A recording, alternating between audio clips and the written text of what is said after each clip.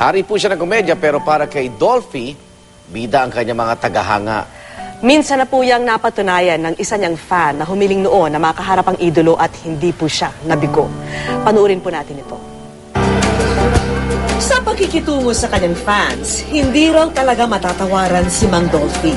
Kahit daw pagod at nagpapahinga ang King of Comedy, kung may nais magpa-picture o magpa-autograph, pagbibigyan niya ito para lang makapagpasaya. Dahil paniwala ni Mang Dolphy, narating niya ang kanyang estado dahil sa kanyang mga tagahanga. Basta nakatuntong lang pa sa lupa, wala kang sablay doon. Humility is the name of the game, tanga. Ako mismo nakasaksi kung paano pahalagahan ni Mang Dolphy ang kanyang mga taga-suporta. Sa aming programang Wish Ko Lang, minsan lang may sumulat para makadaupang palad ang hari ng komedya. Siya si Rosauro Julio, na kilala rin bilang Tamplin the Magician. Nakilala siya noon dahil sa kanyang magic tricks at pagiging mime. At kalaunay, naging gospel magician o mahikerong naghahatid din ng mga aral ng Diyos. Gusto kong ma-meet si Dolphy na meron kaming pag-uusapan ni Dolphy na tungkol sa mga buhay-buhay. Ang ilang nangyari raw kasi sa buhay ni Tatay Tamplin, tila katulad ng kay Mang Dolphy. Pareho silang komedyante, mahilig din silang sumayaw, at tulad ng kanyang idolo, naging malapit din siya sa maraming babae.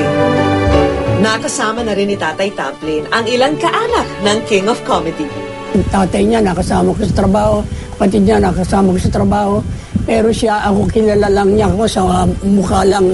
Kaya naman, wala na siyang ibang mahihiling pa, kundi ang makausap si Mang Dolphy. At nang mangyari ang inaasam-asam ng aming programa, tila kakaibang magic ang naganap. Oh, brother. Maganda nga po. Ang dalawa, panay ang kulitan.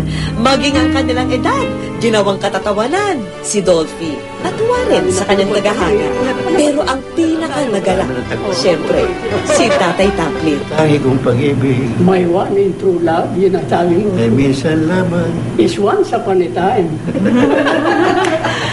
Ngunit ang iyong akala But your understanding ay hindi tunay. is true and false. Doon namin lalong napatunayan na ang hinahangaang hari ng komedya, gagawin ang lahat, mapangiti lamang ang kanyang mga tagahanga.